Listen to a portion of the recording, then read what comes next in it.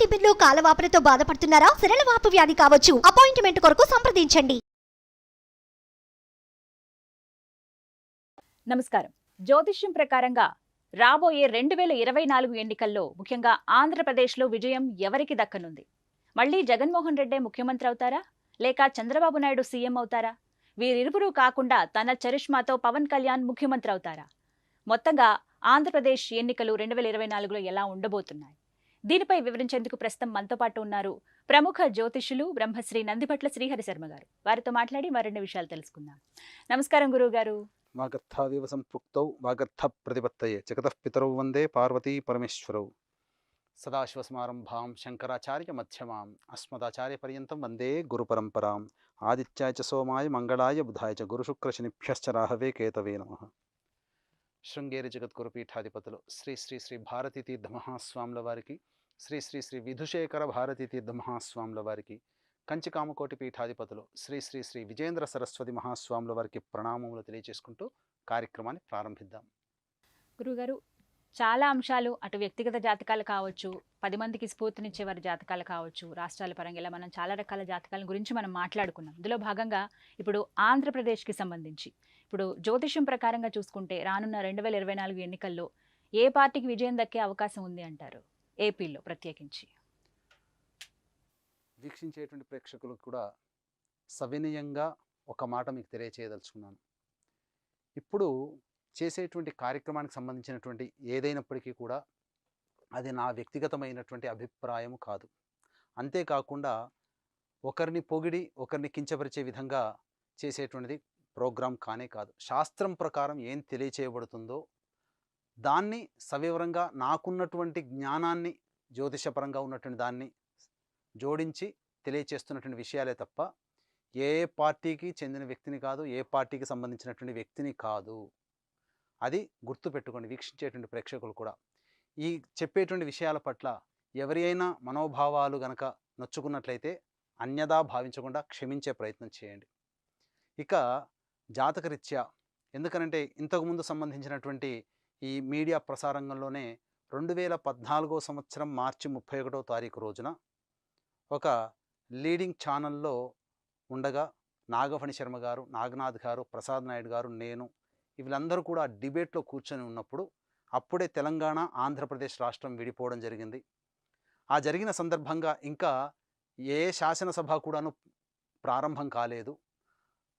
ఉగాది పండుగను అనుసరించుకొని రాజకీయ పంచాంగం అనేటువంటి యొక్క శీర్షికతో ఒక ప్రోగ్రాం చేయడం జరిగింది. అందున 2014 సంవత్సరంలో ఎన్నికలు వస్తున్నాయి కాబట్టి ఏ పార్టీ వారు గెలుస్తారు, తెలంగాణలో ఎక్కడ ఎవరుంటారు, ఆంధ్రాలో ఎవరు గెలుస్తారు అనేటువంటి విషయాలన్నీ కూడాను చాలా కూలంకషంగా ఆ సమయానికి ఉన్నటువంటి, అనగా భారతదేశంలో ఎవరు వస్తారు, ఆ సమయానికి ఉన్నటువంటి ప్రఖ్యాతమైనటువంటి లీడర్లు, వారి జాతక విశ్లేషణ అనేటువంటిది ఒక డిబేట్ కార్యక్రమంలో చేయడం జరిగింది. అందులో భాగంగా కేంద్రంలో 2014లో బీజేపీ నరేంద్ర మోడీ గారి జాతకాన్ని అనుసరించి వస్తుంది, అందులో ఏం సందేహం లేదని చెప్పడం జరిగింది. అంతేకాకుండా ఇక్కడ తెలంగాణలో కేసీఆర్ గారు వస్తారు, వచ్చిన వ్యూహాత్మక భాగస్వామ్యం ఒక పార్టీతో పెట్టుకుంటారు అనేటువంటి విషయం చెప్పడం జరిగింది. ఇక ఆంధ్ర విషయానికి వచ్చినప్పుడు ఆంధ్రప్రదేశ్లో చంద్రబాబు నాయుడు గారు గెలుస్తారు అని చెప్పడం జరిగింది. వెంబడే అక్కడ ఉన్నటువంటి సీనియర్ జర్నలిస్టు నీల్సన్ సర్వే కావచ్చు, ఎన్డీటీవీ సర్వే కావచ్చు, ఇలా అనేక రకాలైనటువంటి ఏ సర్వే చూసినా జగన్ గారే ముఖ్యమంత్రి అవుతారు, ప్రప్రథమ ముఖ్యమంత్రి, మీరేమో చంద్రబాబు గారు అవుతున్నారు అని చెప్పి ఘంటాపదంగా చెబుతున్నారు. అసలు దానికి గల కారణం ఏంటి అంటే జ్యోతిష్యం ప్రకారం శాస్త్రాన్ని అనుసరించి అనాలిసిస్ చెప్పినప్పుడు ఆ యొక్క చంద్రబాబు గారి జాతకం ఆ సమయానికి 2014 సంవత్సరంలో ఎన్నికలు జరిగే సమయానికి జాతకం చక్కగా ఉంది. అనగా జాతకరీత్యా వారికి అప్పుడు శని మహర్దశ జరుగుతుంది, శనిలో శని యొక్క అంతర్దశ జరుగుతుంది. వారి జాతకంలో శని వక్రీకరించి షష్టమ స్థానంలో ఉండడం, అలాగే శనిలో శని సక్సెస్ సంబంధించినటువంటి కాబట్టి ఆ శనిలో శని ఉండగానే వారు ముఖ్యమంత్రి అయ్యారని చెప్పడం జరిగింది. అనగానే ఇంకొక విషయం కూడా తెలియచేయడం జరిగింది. జగన్ గారి జాతకరీత్యా 2014 సంవత్సరంలో ఊరట కలిగించే ఫలితాలు వస్తాయి, కానీ 2019 సంవత్సరంలో వారు గట్టి ముద్ర వేస్తారు అని చెప్పడంలో ఏమాత్రం సందేహం లేదని ఆనాడే 2014 సంవత్సరంలోనే ఘంటాపదంగా చెప్పడం జరిగింది. అందుకు తగ్గట్టుగానే 62-63 సీట్లు ఊరట కలిగించే ఫలితాలు వచ్చాయి. మరీ తక్కువ కాకుండా ఊరట కలిగించే ఫలితాలు వచ్చాయి. గట్టి ముద్ర వేస్తారు అని చెప్పి ఒక మాట, గట్టి ముద్ర అనేది ఒక పదం వాడాం. అంటే 2019 సంవత్సరం జరిగిన ఎన్నికల్లో జగన్ గారు 151 సీట్లు గెలుచుకున్నారు. అది గట్టి ముద్రే కదండి. ఇక ఇప్పుడు నేను చెప్పబోయేటువంటి విషయాలు కూడా ఎవరు కూడా కించపరచుకోకూడదండి. చెప్పిన విషయం పట్ల ఒక పార్టీ వాళ్ళు ఆనందం, ఇంకొక పార్టీ వాళ్ళు బాధ, తద్వారా సంబంధించినటువంటి వ్యక్తిగతమైనటువంటి ఆరోపణలకి తావివ్వకుండా మీరు నడుస్తారని చెప్పవచ్చు. ఎందుకనంటే ఈ చెప్పేటువంటి విషయాలు కేవలం జ్యోతిష పరిజ్ఞానానికి సంబంధించినవే తప్ప ఎవరి వ్యక్తిగతంగా ఎవరి వ్యక్తిగతమైనటువంటి మెప్పు కోసము చెప్పడం జరగట్లేదు. ఆనాడు చెప్పినటువంటి విషయం మళ్ళీ ఈ రోజున కూడా భవిష్యత్ 2024 సంవత్సరంలో ఆంధ్రప్రదేశ్లో ఎవరి జాతకం, జగన్ గారు గెలుస్తారా, చరిష్మాతో పవన్ గారు ఏకీకరణ చేసుకుంటారా, లేదా మళ్ళీ పూర్వ పగ్గాలు మళ్ళీ చంద్రబాబు గారికే వస్తాయా అనేటువంటి విషయం గురించి కనుక చర్చించుకున్నట్లయితే, ఇక పవన్ గారి జాతకానికి వద్దాం. పవన్ గారి జాతకం రీత్యా చూసుకున్నట్లయితే లగ్నంలోనే గజకేసరి యోగం, అద్భుతమైనటువంటి యోగం అండి.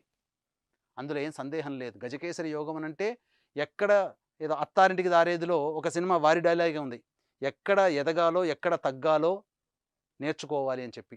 ఈ గజకేసరి యోగం అటువంటి స్వభావాన్ని సూచిస్తుంది. అంటే సమయస్ఫూర్తి, అలాగే సంబంధించినటువంటి కార్య అనుకూలతను సాగించుకునే విషయంలో ఎక్కడ ఎలా ఉపయోగించుకోవాలి, ఎలా ఉండాలి అనేటువంటి విషయం, ఎలా కార్యాన్ని చక్కబెట్టుకోవాలి అనేటువంటి ఒక విషయం వీరికి బాగా తెలిసినట్టు. ఎందుకంటే జన్మలగ్నంలోనే ఆ గజకేసరి యోగం ఏర్పడడం. ఇక్కడ రవి బుధ కాంబినేషన్ అద్భుతమైనటువంటిదండి. ఇది యోగ కారకత్వం, అనగా బుధాదిత్య యోగం సింహరాశిలో ఏర్పడడం అద్భుతమైనటువంటిది. ఇక పంచమాధిపతి పంచమ స్థానంలో ఉండడం జాతకరీత్యా విశేషమైనటువంటి యోగంగా చెప్పవచ్చు. ఇక అన్నిటికంటే ప్రధానంగా చూసుకున్నట్లయితే ఇక్కడ భాగ్యస్థానంలో శని భగవానుడు వక్రీకరించి ఉండడం, ఇక జాతకరీత్యా భాగ్యాధిపతి చేత చూడబడడం, సప్తమాధిపతి భాగ్యాధిపతి చేత గురువు చేత చూడబడడం, ఇక దశమ స్థానంలో రాహు, విశేషమైనటువంటి కీర్తికాంక్ష, అలాగే విశేషమైనటువంటి జనాదరణ ఉండాలనేటువంటి ఒక ఆలోచనతో జీవితాన్ని కొనసాగించడం వీరికి తగ్గుతుంది. అలాగే రాహు ప్రభావం చాలా గట్టిగా ఉన్నటువంటి కారణం చేత మంచి యోగమైనటువంటి జాతకంగా చెప్పవచ్చు. ఇక పవన్ గారి జాతకాన్ని కనుక పరిశీలన చేసుకున్నట్లయితే, పవన్ గారి జాతకంలో అప్పుడు నడుస్తున్నటువంటిది అనగా 2024లో 28 సెప్టెంబర్ 2023 నుంచి 27 సెప్టెంబర్ 2024 మధ్యకాలంలో రవి మహాదశలో శుక్రుని యొక్క అంతర్దశ జరుగుతుంది జాతకరీత్యా.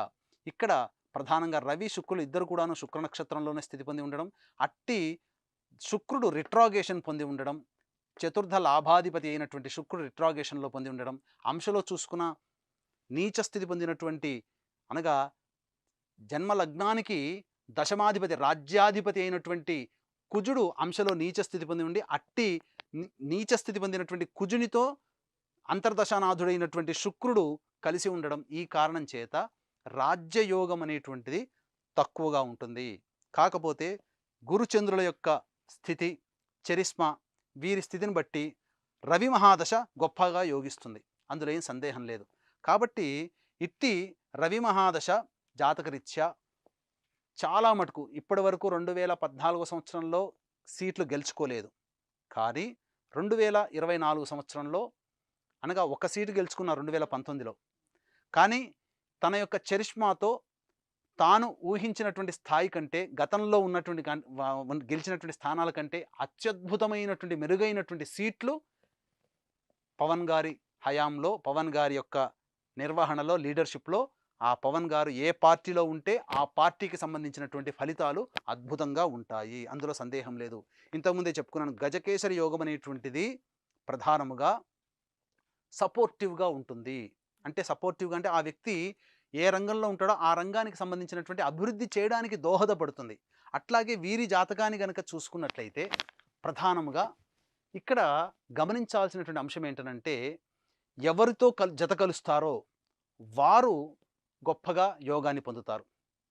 ఇంతకుముందు 2014 సంవత్సరంలో బాగా సపోర్ట్ చేసినటువంటి వ్యక్తి, అప్పటికి గమనించుకున్నట్లయితే చంద్రబాబు నాయుడు గారు టీడీపీ పగ్గాలు చేపట్టి తర్వాత సంబంధించినటువంటి ఆంధ్ర రాష్ట్రంలో మొదటి ముఖ్యమంత్రి అయ్యారు. తర్వాత విడిపోయి స్వతంత్రంగా ఎన్నికలు 2014 నుంచి 2019 సంవత్సరంలో పవన్ గారు 2019 సంవత్సరంలో స్వతంత్రంగా పోటీ చేశారు కొన్ని స్థానాలు. కాబట్టి ఇక్కడ స్వతంత్రం కంటే ఏ పార్టీతో కలుస్తారో ఆ పార్టీ వీరి జాతకాన్ని అనుసరించి చెప్తాను. ఎందుకంటే భాగ్యాధిపతి అయినటువంటి గురువు లగ్నంలో ఉన్నాడండి. అలాగే సప్తమాధిపతి అయినటువంటి నక్షత్రంలో జన్మించి ఉన్నారు. అలాగే భాగ్యాధిపతి సప్తమాని అనగా ఇతరులని సూచిస్తారు. సప్తమం అంటే భార్య, అంటే జీవితాన్ని పంచుకుంటే జీవిత భాగస్వామి, వ్యాపారాన్ని పంచుకుంటే వ్యాపార భాగస్వామి. ఎవరితో కలిసి పనిచేస్తారో వారి భాగస్వామ్యాన్ని సూచిస్తుంది. అట్లి భాగస్వామ్య స్థానాధిపతి అయినటువంటి శనిని నవమాధిపతి అయినటువంటి గురువు ఉచ్చస్థితి పొంది ఉండి చూడడం కారణం చేత వీరు ఎవరితో కలుస్తారో, ఏ పార్టీతో కలుస్తారో, ఉదాహరణకి టీడీపీ పార్టీతో గెలిచారు కాబట్టి 2014లో విన్ అయ్యారు. ఇప్పుడు బీజేపీ పార్టీతో పొత్తు పెట్టుకున్నారు, అదే కొనసాగితే 2024లో బీజేపీకి అనూహ్యమైనటువంటి ఆదరణ పెరిగేటువంటి అవకాశం వీరి జాతకరీత్యా ఉంటుంది. కాబట్టి ఒక సపోర్టివ్గా ఇచ్చేటువంటి యోగం కాబట్టి సపోర్టివ్గా వీరు ఎవరితో కలిసి ఉంటారో ఆ పార్టీ, ఆ లీడర్లు అద్భుతంగా రాణిస్తారు వీరి యొక్క చరిష్మా వల్ల అని చెప్పడంలో ఏమాత్రం సందేహం లేదు. ఇప్పుడు మాట్లాడుకుంటున్నారు గురువుగారు, అదే విషయం వస్తుంది. ఏంటంటే జనసేన, టీడీపీ, బీజేపీ కలవబోతున్న కూటమిగా ఏర్పడే అవకాశాలు కూడా కనపడుతున్నాయి వైసీపీని ఎదుర్కొనేందుకు అంటున్నారు. అలా కూటమిగా ఏర్పడి పోటీ చేస్తే గనక వైసీపీ పైన గెలిచే అవకాశం ఉంటుందంటారా? ఇక్కడ 3 జాతకాల్లో చూసినా ముగ్గురే ప్రధానంగా ఉన్నారు. పవన్ గారు, చంద్రబాబు గారు, జగన్ గారు. ఈ ముగ్గురు జాతకాల్లో ఎవరి జాతకం మెరుగ్గా ఉంటే వారే పైచేయి స్థాయిగా ఉంటారు. ఈ ముగ్గురికి కంపారిజన్ చేసుకున్న 2024 ఈ ముగ్గురు జాతకాలు మామూలుగా లేవు, మామూలుగానే ఉన్నాయి, జగన్ గారే గొప్పగా అని నేను చెప్పట్లేదండి. ముగ్గురు గొప్పవి జాతకాలు కాబట్టే ప్రజాక్షేత్రంలో నిలబడగలిగారు. కానీ 2024 సంవత్సరంలో ఎన్నికలు అయ్యేటువంటి సందర్భంలో ఈ ముగ్గురు జాతకాల్లో ఎక్కువగా యోగాన్ని ఇచ్చేది జగన్ గారి జాతకం కాబట్టి జగన్ గారు విన్ అవుతారని చెప్పవచ్చు. గురుగారు, మరి పవన్ కళ్యాణ్ గారి జాతకం 2029 నుంచి అద్భుతంగా ఉంటుందని చెప్తున్నారు. అప్పుడు రాజయోగం ఉంటుంది అని అంటున్నారు. మరి అప్పుడు ఆయన ఖచ్చితంగా సీఎం అవుతారా?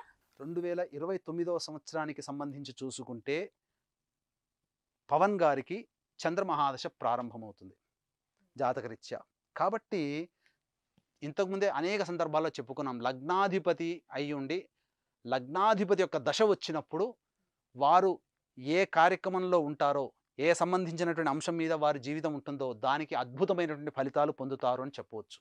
అట్టి చంద్రమహాదశ 2029వ సంవత్సరానికి సంబంధించినటువంటిది చంద్రమహాదశ వస్తుంది. అదే 2000 ఇక్కడ జాతకరీత్యా 2024 తర్వాత 10 సంవత్సరాల పాటు 2034వ సంవత్సరం వరకు చంద్రమహాదశ ఉంటుంది. అట్టి చంద్రమహాదశ లగ్నాధిపతి అయినటువంటి చంద్రుడు మరియు లగ్నంలోనే ఉండడం, మరియు సప్తమాధిపతి నక్షత్రంలో ఉండడం, భాగ్యస్థానంలో ఉండడం, భాగ్యాధిపతి చేత శని చూడబడడం, ఈ కారణం చేత 2029వ సంవత్సరంలో పవన్ గారికి పుష్కలంగా సీఎం అయ్యేటువంటి అవకాశాలు ఉన్నాయి. అదేవిధంగా రాజకీయాల్లో గనక ప్రస్థానాన్ని కొనసాగితే అప్పుడు ఆ విధంగా రాజకీయంగానైనా గొప్ప పేరు ప్రతిష్టలు ఉంటాయి, లేదా సినిమా రంగంలోనైనా కానీ గొప్ప పేరు ప్రతిష్టలు 2024 సెప్టెంబర్ నుంచి 2034 సెప్టెంబర్ వరకు పవన్ గారి జాతకం అద్భుతంగా ఉంది అని చెప్పవచ్చు. 2029 అంటున్నారు గురుగారు. మరి 2024లో సీఎం అయ్యే అవకాశాలు ఏం లేవంటారా?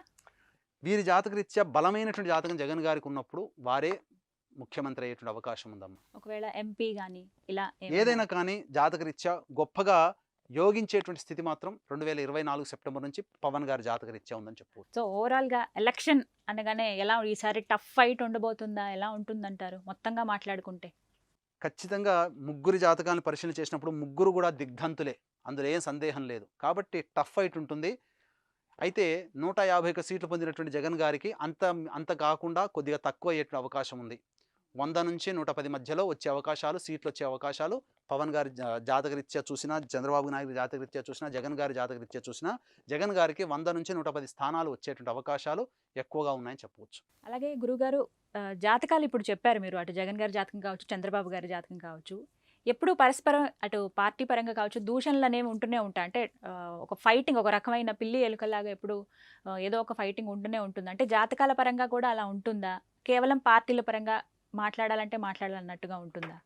ఇక్కడ వీరి ముగ్గురు జాతకాలను పరిశీలన చేసినట్లయితే ప్రధానంగా అసలు మొదటి నుంచి కూడా జగన్ గారికి, చంద్రబాబు నాయుడు గారికి చూసుకుంటే క్షేత్రస్థాయిలో ఇద్దరికీ కూడాను ఒకరంటే ఒకరు పడనటువంటి పరిస్థితి ఎదురవుతుంది. దీనికి గల కారణం సింపుల్గా, ఇప్పుడు ఒక వ్యక్తి వచ్చి అబ్బాయికి అమ్మాయికి జాతకాన్ని కుదురుతుందా లేదా చెప్పండి అని అంటే, ఇద్దరి భాగస్వామ్యం ఆనందంగా ఉండాలంటే ఒకరి ఆలోచనలు గౌరవిస్తారా, ఒకరు చేసిన తప్పును క్షమించే గుణం ఉంటుందా అనేటువంటి విషయాన్ని పరిగణలోకి తీసుకుంటాం. అట్లాంటిది ఇక్కడ కూడా ఇద్దరు లీడర్లు అనుకూలంగా ఉంటారా అనేటువంటి విషయం కనుక చూసుకున్నప్పుడు జగన్ గారి లగ్నం వచ్చేసి ప్రధానంగా కన్యా లగ్నం, చంద్రబాబు నాయుడు గారి లగ్నం వచ్చేసి మేష లగ్నం. ఇక్కడ గమనించుకున్నట్లయితే ఇక్కడ లగ్నాలు ఇద్దరివి కూడాను షష్టాష్టకాలు అయ్యాయి. కన్యా లగ్నం జగన్ గారిది చంద్రబాబు గారిది మేషలగ్నం. ఇక్కడ లెక్కేసుకుంటే 1, 2, 3, 4, 5, 6, 7, 8 అష్టమ స్థానం వచ్చింది. ఇక్కడ నుంచి లెక్కేసుకుంటే చంద్రబాబు నాయుడు గారి జాతకరీత్యా చూసుకుంటే 1, 2, 3, 4, 5, 6 షష్టాష్టక స్థితి ఉంది. ఈ షష్టాష్టక స్థితి ఉన్నప్పుడు ఎప్పుడు కూడా గిల్లి కజ్జాలు ఆడుకుంటారు. కాబట్టి వివాహ సంబంధ విషయాలు వచ్చినప్పుడు ఇద్దరి షష్టాష్టకాలు అయితే పెళ్లిళ్ళు చేసుకోవద్దండి, కలిసి ఉండరు, కాపురం చేయరు, ఆనందంగా ఉండదు అని చెప్తాం. అట్లాంటి ప్రాతిపదికనే వీరిద్దరూ ఉన్నప్పుడు ఒకరంటే ఒకరికి విమర్శ, ఒకరంటే ఒకరికి కోపము అనేటువంటిది సహజంగానే ఉంటుంది. అయితే ఇక్కడ జగన్ గారి జాతకరీత్యా చూసుకున్నా, పవన్ గారి జాతకరీత్యా చూసుకున్నా, పవన్ గారు అనేటువంటిది ఇక్కడ ఏంటంటే సపోర్ట్ అవుతారు. ఎందుకనంటే జగన్ గారికి జన్మ లగ్నానికి సంబంధించి సక్సెస్ లగ్నం పవన్ గారిదైంది. కాబట్టి పవన్ గారు క్షేత్రస్థాయిలో ఉంటే జగన్ గారు గెలుస్తారు. అది గుర్తుపెట్టుకోండి. అంటే ఇండిపెండెంట్గా పవన్ గారు క్షేత్రస్థాయిలో ఉన్నప్పుడు 2019 సంవత్సరంలో పవన్ గారి జాతకానికి జగన్ గారి జాతకానికి లింకు చూసుకుంటే లగ్నాత్తు లాభస్థానం సక్సెస్ స్థానము పవన్ గారిది. కాబట్టి క్షేత్రస్థాయిలో వారు ఇండిపెండెంట్గా ఉన్నప్పుడు 2019లో వీరి సంబంధించినటువంటి విజయం గొప్పగా ఉంది. కానీ ఇరువురి ఒకసారి పార్టీల పరంగా చూసుకుంటే దూషణలు కనపడుతూనే ఉంటాయి. ఇప్పటికీ వింటున్నాము. ఎడమొహం పెడమొహంగానే ఉంటారు కదా గురువుగారు. ఉంటారు. కానీ నేను చెప్పేదంటే జ్యోతిష్యాన్ని అందుకనే అక్కడ చాలా జాగ్రత్త అర్థం చేసుకోవాల్సింది. ఇక్కడ జన్మించిన లగ్నానికి జగన్ గారి లగ్నానికి పవన్ లగ్నం సక్సెస్ లగ్నం. కాబట్టి పవన్ అనేటువంటిది ఇండిపెండెంట్గా పోటీ చేసినప్పుడు జగన్ గారికి అది లాభం అవుతుంది, పవన్ గారి ద్వారా లాభం అవుతుంది. అదే జరిగింది కదా. టీడీపీతో కలిసినప్పుడు జగన్ గారికి సంబంధించినటువంటి మంచి జరగలేదు. అలాగే ఇక్కడ చంద్రబాబు నాయుడు గారికి వీరికి ఎందుకు మంచి సఖ్యత కలిగిందంటే లగ్నాధిపతి అయినటువంటి కుజుడు, పవన్ గారి లగ్నాధిపతి అయినటువంటి చంద్రుడు ఇద్దరు కూడాను మిత్రులు. కాబట్టి వీరిద్దరి మధ్య బాంధవ్యం చక్కగా మంచిగా ఉండడం, బాండింగ్ అనేటువంటిది జాతకంలో ఉండడం, వీరిద్దరు కలిసినప్పుడు అద్భుతంగా రాణించి 2014లో కైవసం చేసుకున్నారు. 2019 సంవత్సరంలోకి వచ్చేసరికి వీరిద్దరూ విడిపోయి ఎవరికి వారి అన్నట్టుగా పోటీ చేశారు. అది జగన్ గారి జాతకానికి ఎక్కువగా పవన్ గారి జాతకం ద్వారా కలిసి వచ్చి వీరు అద్భుతంగా రాణించారని చెప్పు. అంటే ఇక్కడ కేవలం జాతకాలు మాత్రమే చెప్పుకుంటామండి, ఎవరిని కూడాను దురుద్దేశంతో చెప్పేటువంటిది కాదు. కాబట్టి మళ్ళీ చెప్తున్నాను, ఆఖరిసారిగా వీక్షించేటువంటి ప్రేక్షకులు కూడా ఈ యొక్క విషయాన్ని ఈ యొక్క సన్నని లైన్ ఏదైతే ఉందో దాన్ని చక్కగా అందరూ కూడా ఆలోచించి ఈ యొక్క జాతకాన్ని జాతకపరంగానే అంగీకరిస్తారని కోరుకుంటున్నాను. మొత్తంగా పీఠం మాత్రం 2024లో జగన్ గారిదే అని చెబుతూ ఉన్నారు. రైట్, చాలా చక్కగా వివరించారు గురువుగారు. ధన్యవాదాలండి. నమస్కారం. సర్వం శ్రీ ఉమామహేశ్వర పరబ్రహ్మార్పణమస్తు.